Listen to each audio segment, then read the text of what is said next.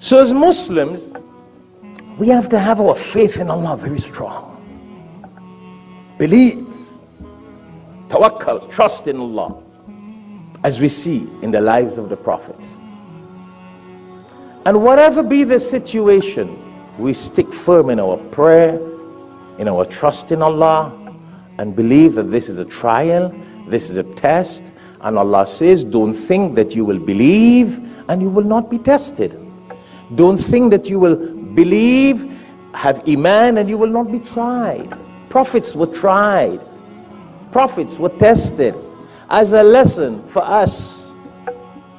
So we can see that Allah's most beloved, the prophets, the Anbiya alayhi salatu wasalam, were tried and tested in different ways in their life. And that was a lesson for us to learn.